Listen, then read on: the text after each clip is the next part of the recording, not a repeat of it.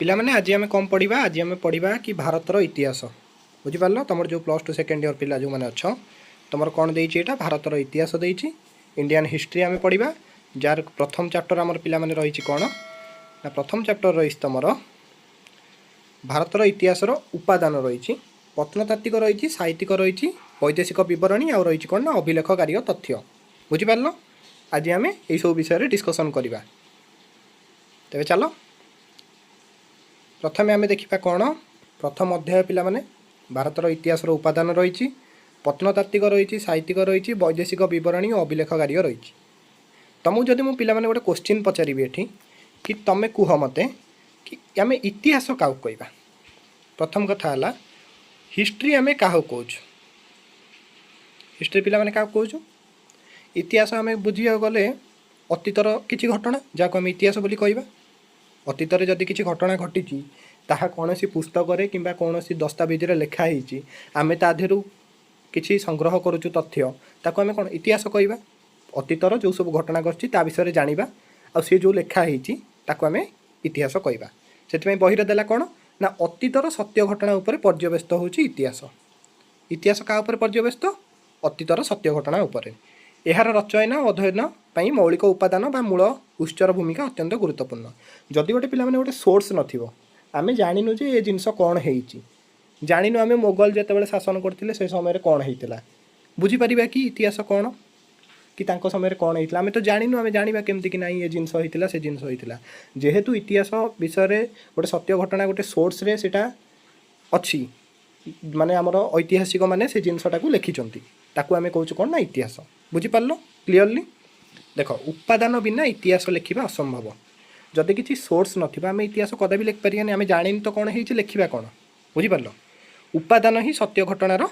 अनावरण करथाय उपादानटा ही सत्य घटना कौन थिला ताकू दर्शाई थाए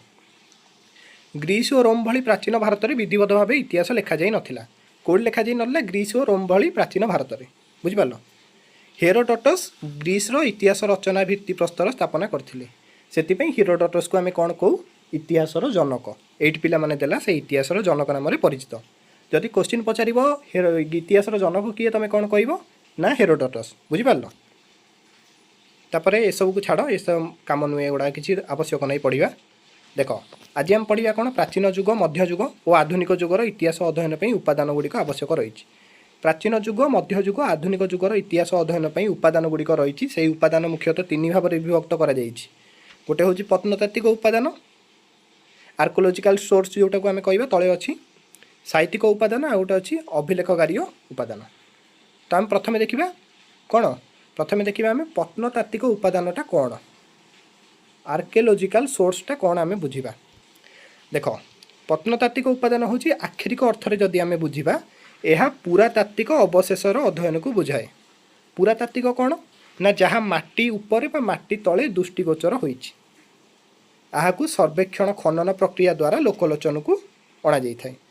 आखिरिक अर्थ कौन कहले ना पुरातात्विक अवशेष पुरातात्विक कौन देखुव तुम मैंने विभिन्न जगार खोला हेले नुआ नुआ सब मंदिर बाहर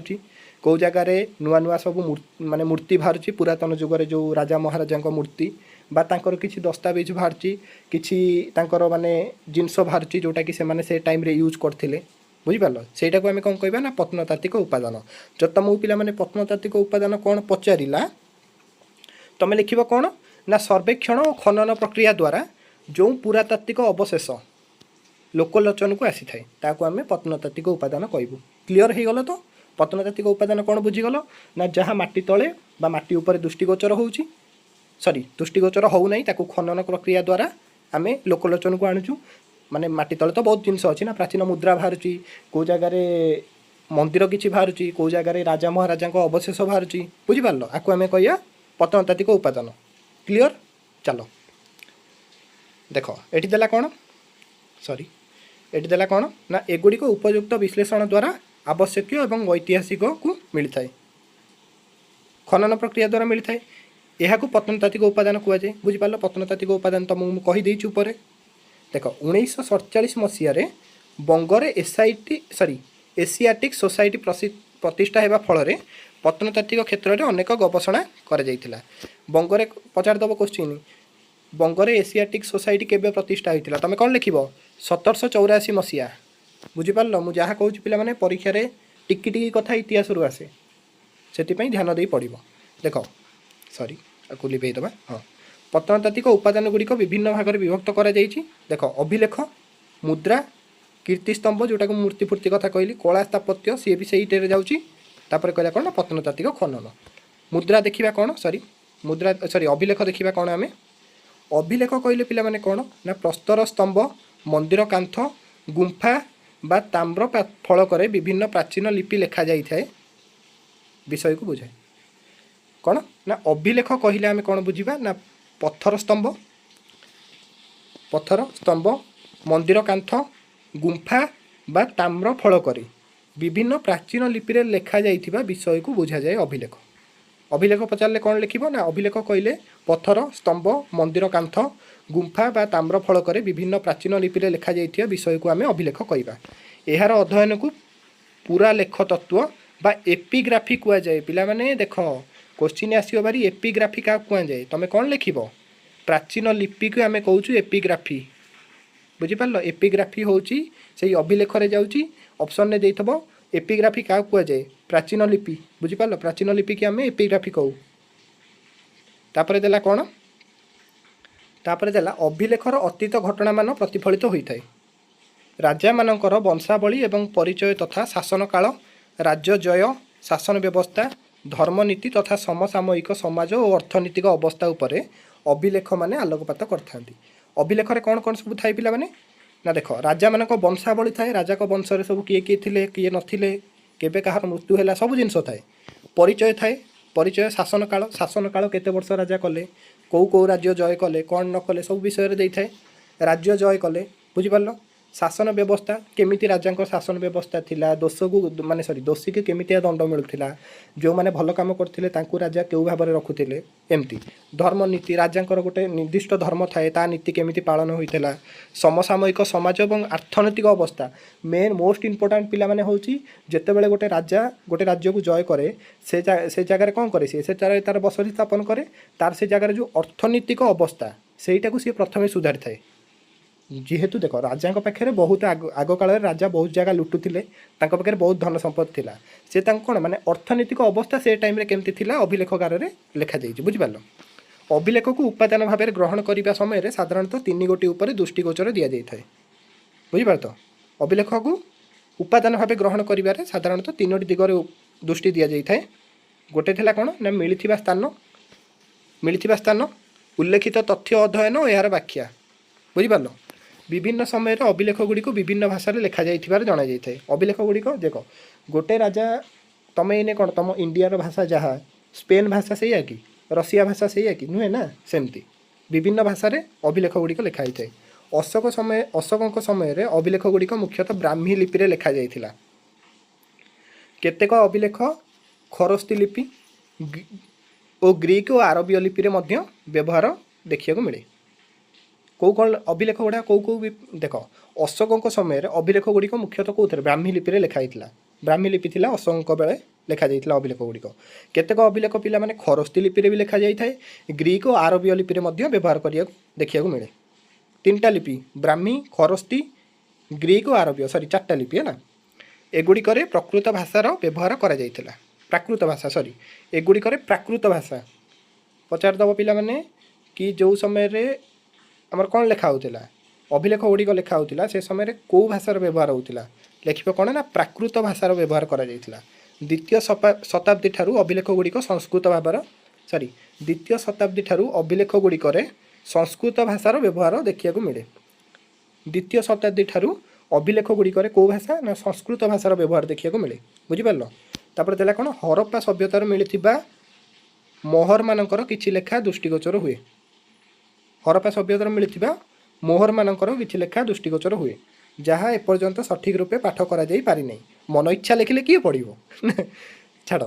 प्राचीन भारत इतिहास अध्ययन पर अभिलेख गुड़िक वर्णित तथा गुरुत्वपूर्ण प्राचीन इतिहास अध्ययन जदि आम करबा अभिलेख वर्णित तथ्य गुड़ाक गुरुत्वपूर्ण कारण से लिखाई राजा मैंने केमिति शासन करथिले राजा मानकर शासन काल केते वर्ष थिला तांको वंश रे केते लोक थिले तांकर अर्थनैतिक स्थिति कौन थिला केतेटा राज्य जय करथिले सब लिखाई तो से जिनस आम अध्ययन करिया पई अभिलेख जो लिखाई सेटा जानिबा बेसी गुरुत्वपूर्ण बुझिपारल। तापर पिला माने आइला कोन तापर पिला माने आइला सेकेंड ये मुद्रा। मुद्रा कौन आम जाना देख पे प्राचीन भारत इतिहास जानापी मुद्रार अध्ययन जरूरी। जदि आम आजिका डेट्र इतिहास जाना तो मुद्राटा जाना निहाती दरकार। यही समाज में राजनैतिक और अर्थनैतिक अवस्था उपर आलोकपात करा जाय थाए। यही सामाजिक यही समय माने कौन सामाजिक राजनैतिक अर्थनैतिक अवस्था उपर आलोकपात करा जाय थाए बुझिल। विभिन्न समय राजा माने नाना प्रकार मुद्रार प्रचलन करथिले। राजा माने सेतेबेले विभिन्न प्रकारिया राजा थिले से माने तांकर सब यूनिक करेन्सी सब यूज करथिले बुझिपारल। देख छापा मुद्रा जे कि हूँ कौन मौर्य जुगर सबुठू पुरातन मुद्रा बुझिपारल। ये हूँ भारतर प्राचीनतम मुद्रा। एथिरे केतेक चित्र केते चित्र और चिन्ह देखिया मिले। ख्रीष्टपूर्व 4th शताब्दी में यह मुद्रा प्रचलित थिला। छापा मुद्रा केबे प्रचलित पिला माने हला ना ख्रीष्टपूर्व केते 4th शतक बुझिपारल। कालक्रमे इंडो ग्रीक शासन अध्ययन पर केवल मुद्रा प्रमुख उपादान भाव ग्रहण करा जाय थाए। इंडो ग्रीक शासन अध्ययन पर केवल मुद्रा को ही पिला माने प्रमुख उपादान भाव ग्रहण करा जाय थाए। भारतर अनेक रोमीय मुद्रा मिली जहाँकि भारत और रोम मध्य व्यावसायिक वाणिज्य को सूचना देता है। देख जदि आम इंडिया रे रोम मुद्रा मिलला ता माने कौन आमर एठी जितक बेले कौन राजा शासन करते सी रोम सहित किसी माने फाइनेंशियल बिजनेस करते बुझिपारल। सेमती गुप्त जुगर नाना प्रकार मुद्रा इतिहास अनेक दिगर उन्मोचन करता है।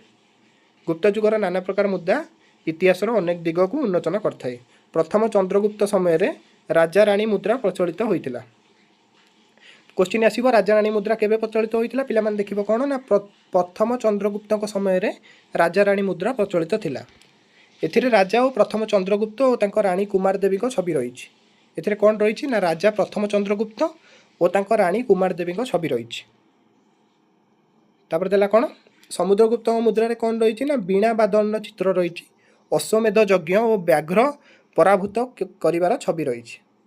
कौन कौन रही समुद्रगुप्त मुद्रा रे ना बीणा बादन करथिबा चित्र माने गोटे जणे कि बीणा धरी बजाउथबो। अश्वमेध यज्ञ पिला माने जानिछ गोटे यज्ञर चित्र थिबो। तापर व्याघ्र को पराभूत करथिबार छवि रही। यह छड़ा केतेक व्यवसायी संगठन द्वारा मध्य किछि मुद्रा विभिन्न समय प्रचलित होइतिला बुझिपारल।